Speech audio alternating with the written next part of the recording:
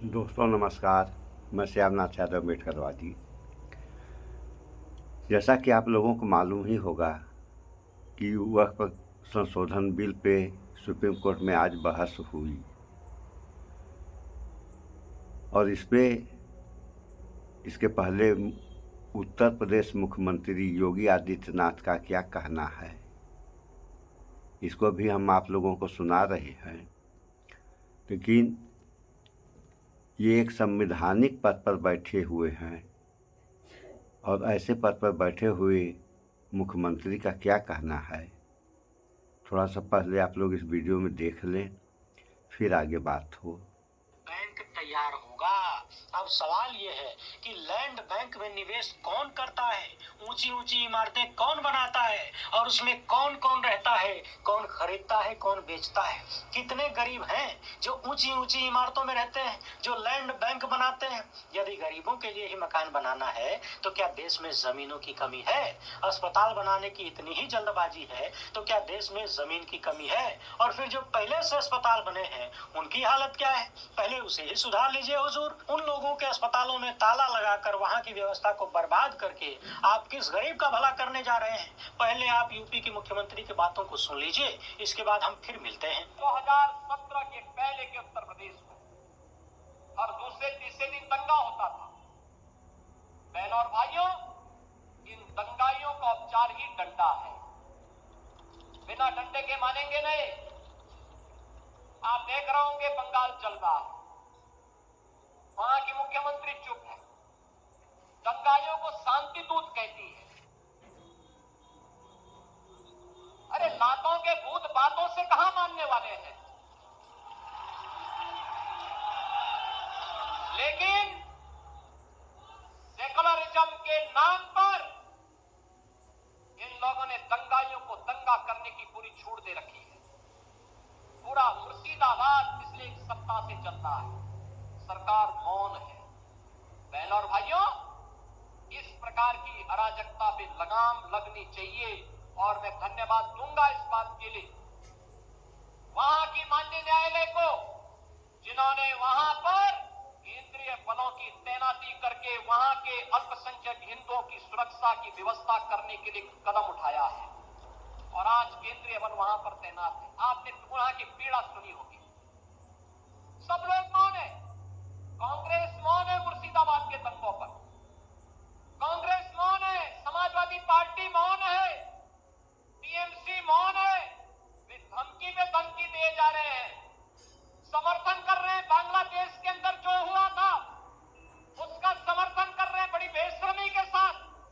अगर उन्हें बांग्लादेश अच्छा लगता है तो उनको बांग्लादेश ही जाना चाहिए। क्यों भारत की धरती पे बोझा बने हुए हो?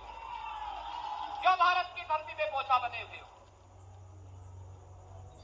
हम आभारी हैं प्रधानमंत्री मोदी जी के और गृह मंत्री अमित शाह जी के, जिन्होंने वक्फ संशोधन अधिनियम को पारित करके गरीबों की जमीनों पर, सार्वजनिक जमीनों पर पड़ने वाली डकैती पर लगाम लगाने का काम इस अधिनियम, संशोधन अधिनियम के माध्यम से पारित किया है। अब ये जमीन जो वापस आएगी, बहनों और भाइयों, इसमें हॉस्पिटल बनेंगे, इनमें गरीबों के लिए मकान बनेंगे, हाई राइज बिल्डिंग बनेगी, यहां पर स्कूल बनेंगे, विश्वविद्यालय बनेंगे, निवेश के लिए लैंड बैंक बनेगा। लेकिन किसी को जमीन पर कब्जा करके गुंडागर्दी करने की छूट अब नहीं मिलेगी। इसलिए लोग परेशान हैं, क्योंकि जमीन के नाम पर जो लूट थी वह रुकने वाली है और उससे इन लोगों को परेशानी है। परेशानी इस बात को लेकर के कि अब गुर्गे खाली हो जाएंगे, तो पहले जो जनता को लूटते थे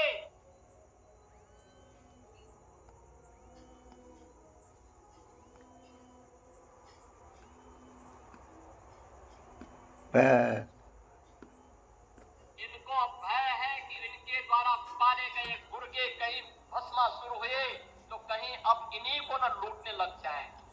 इनके द्वारा अकूत संपत्ति जो अर्जित की गई है उसी पर डकैती न डालने लग जाए। इसलिए उस भय के कारण ये वक्फ के नाम पर जनता को बेवकूफ बनाने का काम कर रहे हैं, जनता के आंखों में धूल झोंकने का काम कर रहे हैं, गुमराह करने का काम कर रहे हैं। लेकिन गुमराह होने की आवश्यकता नहीं। हमें देश के संविधान पर, बाबा साहब भीमराव अंबेडकर के द्वारा बनाए गए संविधान पर विश्वास करना है। सुन लिया आपने। यूपी के मुख्यमंत्री का कहना है कि वक्फ के नाम पर जनता को गुमराह किया जा रहा है, लेकिन गुमराह होने की जरूरत नहीं है। हमें संविधान और बाबा साहेब के आदर्शों पर विश्वास रखकर आगे बढ़ना है।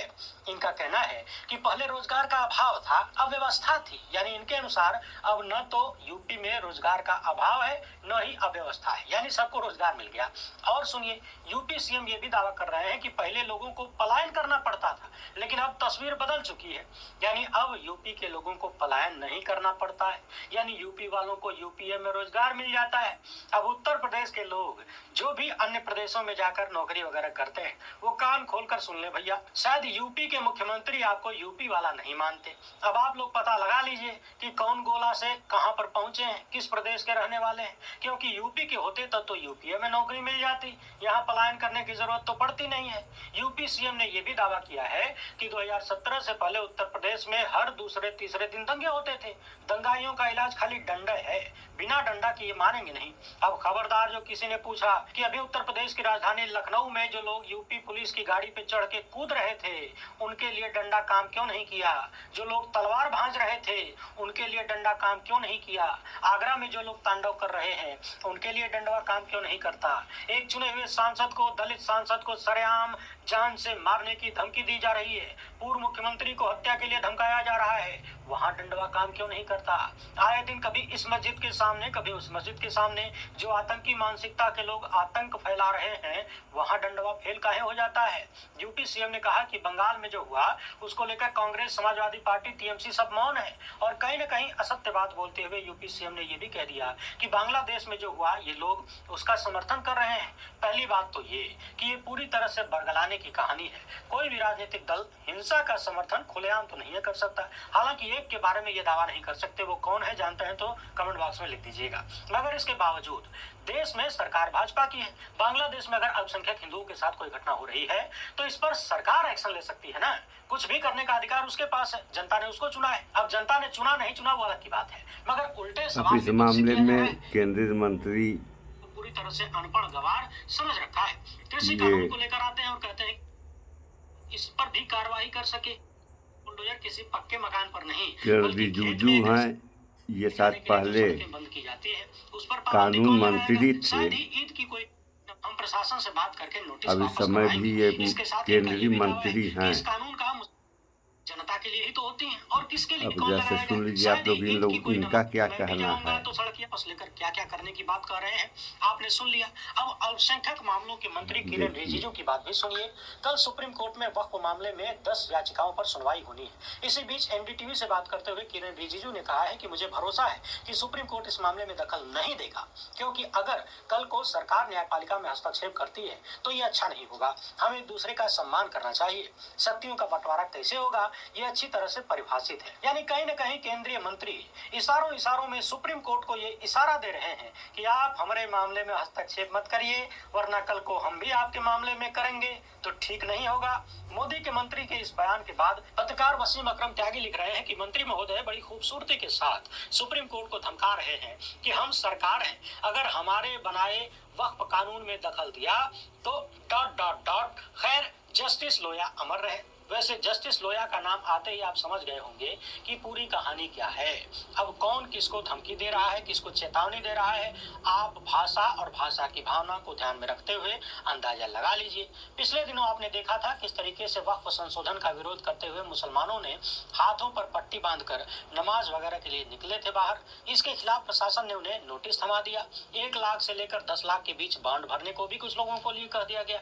इस पर राष्ट्रीय लोकदल के अनिल कुमार कैबिनेट मंत्री का कहना है कि हमारी पार्टी इसके पक्ष में नहीं है, यानी नोटिस जारी करने के पक्ष में नहीं है। हम प्रशासन से बात करके नोटिस वापस करवाएंगे। इसके साथ ही इनका ये भी दावा है कि इस कानून का मुसलमानों को अध्ययन करना चाहिए, ये तो उनके हक में है। और आजकल आप भी ये सुन रहे होंगे, खूब सुन रहे होंगे, गोदी मीडिया से लेकर तमाम भाजपाई नेता ये तर्क दे रहे हैं कि सीए को लेकर भी विपक्ष ने कहा था कि मुसलमानों की नागरिकता छीन जाएगी। क्या किसी मुसलमान की नागरिकता छीनी गई? मगर समझने वाली बात यह है कि सीएए के साथ जब एनआरसी होती तब नागरिकता छीनने की बात आती, मगर सरकार ने एनआरसी करवाया ही नहीं, करवाने की हिम्मत नहीं हुई।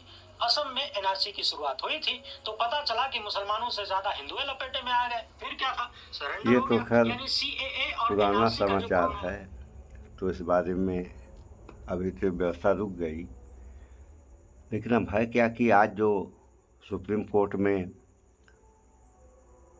वक्फ बिल पे बहस हुई, इसमें दो बातें हैं।